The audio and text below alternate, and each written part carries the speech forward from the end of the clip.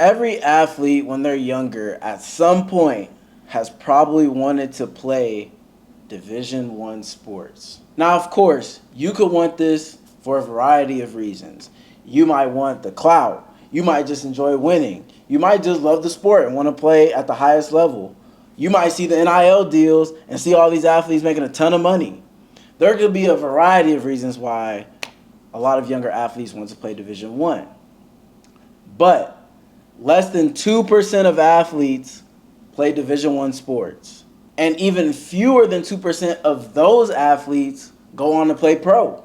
And the majority of the time, we see the experiences of the top D1 athletes, right? But what about the experiences of the other 99%? Now, I don't want to sound like a Debbie Downer, but just off percentages, just speaking statistics, 99% of college athletes are going to have the experiences that I talk about today. And this is not meant to scare you, but this is to show you what you're getting into and make you more empathetic about what these athletes really go through on a day-to-day basis. Of course, at the end, I'll talk about how to cope with these experiences and how to shift them into experiences that build you up rather than break you down. And I'm not gonna lie, these are experiences that every D1 athlete goes through. Not just the top D1 athletes and not just the D1 athletes that don't play as much. Everybody goes through these things that I'm about to talk about. Now, depending on your situation will determine the amount of these things that you go through, but nonetheless, everybody goes through them. Now, one thing that no one talks about when they're talking about the D1 experience is that you feel like you're constantly proving your worth. Now, when I was an athlete, and most college athletes will agree, and most college coaches will agree, that when you're a college athlete, you feel like you are only worth something as a player if you're a starter. And I'm not going to lie to y'all, this was one of the most exhausting things that I ever had to go through as a player. From the moment that I started playing sports. And of course, I was undersized, so I had to prove myself even more as a player.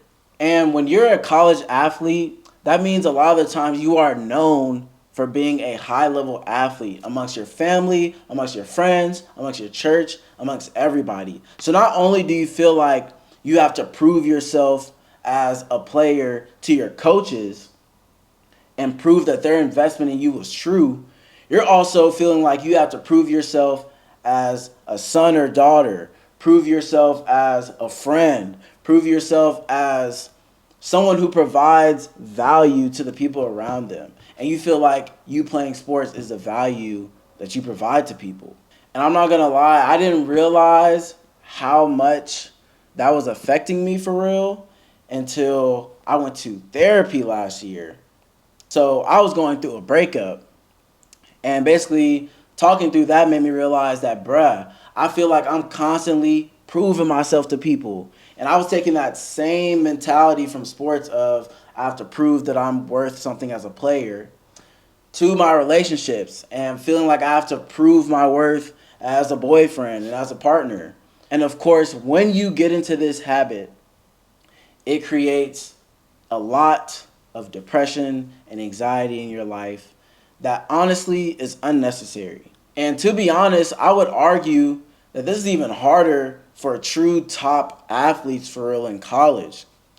So like let's take Caleb Williams for example. He was the number one draft pick coming from college to the Chicago Bears, who, if y'all don't know, is an NFL team. They have never had a good quarterback. So to the Chicago Bears, fans, coaches, players, all of them have their stakes on Caleb Williams being this ultimate NFL quarterback. And just imagine how much pressure Caleb Williams already feels, right? Just the situation alone. Now imagine him thinking that he has to prove everyone right and prove any doubters wrong. That constant mindset of proving people right and proving people wrong, proving yourself right, proving yourself wrong, it gets exhausting and it's not sustainable. That goes to my next point of the dark side of sports, which is that you feel like if sports is going good, life is going good. Sports is going bad, life is going bad. And you derive your self-worth directly from your sport. And of course, I'm speaking in terms of sports because when you get to the D1 level and up, playing your sport is really a job. You're literally getting paid to play this sport. And so this is not just for my athletes, even people that work, or even people in business, they feel like however business is going, that's how their life is going. However work is going, that's how their life is going. So sports really makes you ask yourself, what am I putting my identity in? And the answer for most athletes is sports. Now, what's the problem with that mindset of, oh, if I'm doing good in sports, then my life is good and vice versa? Well, a lot of times you can't control whether sports is going quote unquote good. For me, for example, I walked on. And so when you're a walk on, you don't get paid to play yet. You have to earn that scholarship. Meanwhile, there are scholarship players in front of you. Now, what does that mean? That means that the players have money invested. That means that coaches have money invested in these players and they want their return on investment, their ROI. So they're going to give those players way more opportunities than they're going to give you. With that being said, even though I was outperforming a lot of my competition, it didn't matter because I wasn't performing high enough above them for them to take their investment out of them and put it into me. In other words, I couldn't control the situation. Therefore, having that mindset of if sports is going good, life is going good, sports was always going bad. So life was always going bad. And who wants to be a slave to anything external? Everything external changes. Anything outside of you and even you is constantly changing. So whatever you put your identity in, it needs to be in something that does not change. Another negative side of D1 sports that no one talks about is that you feel like the weight of the world is on your shoulders. Bro, every time I went to practice, I felt like everybody was counting on me. My friends, my family, everyone that has ever supported me is counting on me to perform in my sport. And even especially as a walk-on, because I was trying to earn a scholarship. That way my parents didn't have to break their banks paying for school for me. And so anytime, let's say, for example, I dropped an interception. Rather than just saying, oh, I dropped an interception, I'll change it the next time, I think in my head, oh, there's not going to be a next time. What if there's never a next time? I dropped a $60,000 pick. You see how toxic that is? And even the top athletes that you see that you might get jealous of, oh, he's making this many millions a year and he's only in college. Okay, well, what you don't see is the amount of pressure that is on him now as a college student athlete. So he's not even grown for real, and he probably already has people counting on him financially, and so he feels like he has to provide, or she has to provide for everyone. Now just imagine the amount of weight that carries, and how does that not affect you? And that leads to the next experience that I'm going to talk about that no one talks about when it comes to D1 sports. No one cares about you for real. They only care about how you are performing in your sport. And so I experienced this a lot, bro. Every time I went home to church or went to see my friends, they would ask, oh, how have you been? But then there's like a small gap, and they'll go straight to, how's football going? And I didn't realize it for real until football wasn't going great, and I didn't have a great answer for them anymore. And I'm really big on being honest and authentic. So I feel like I had to lie to them to save their perception of me. And the crazy part about all this is that no one teaches you how to cope with sports not going the way you want it to go. And this was honestly my sole mission for creating Halftime. because I had to learn how to cope with everything by myself. So I had to discover meditation. I had to discover journaling. I had to discover all of the ways that I was thinking about sports and how it was translating into my life. Like, I had to do all that for myself, by myself. And it's like you genuinely feel lost and hopeless because you don't know what to do anymore.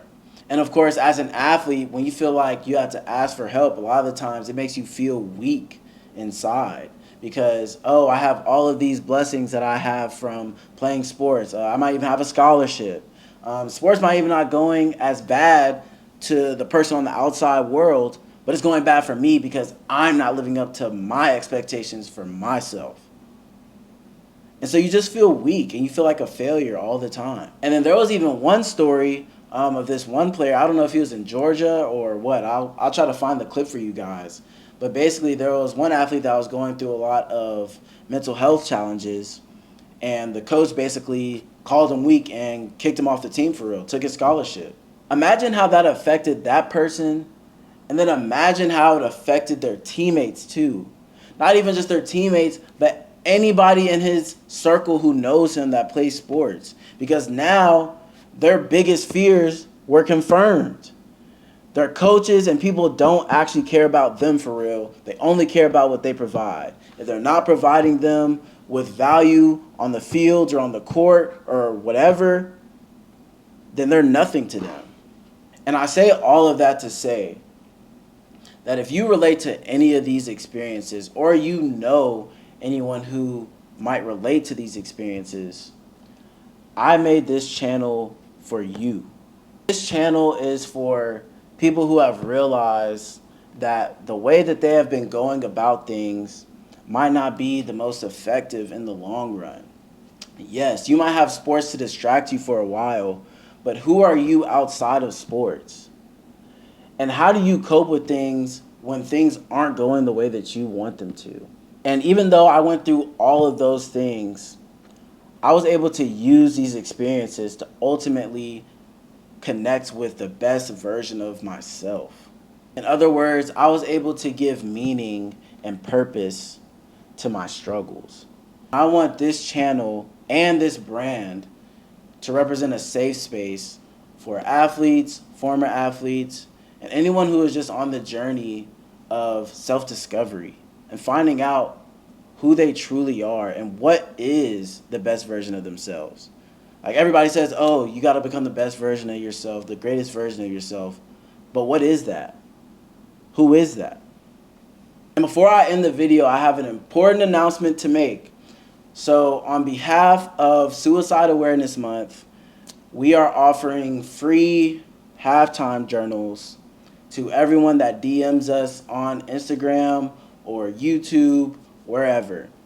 So just comment free journal. I'll put my Instagram and my phone number in the bio. So if you are interested in a free halftime journal, make sure that you click that link. And also, if you are looking for a free goal plan or free meditation or journaling coaching, I will also include a link for that as well. I appreciate y'all for watching. Love y'all. Catch you on the next video.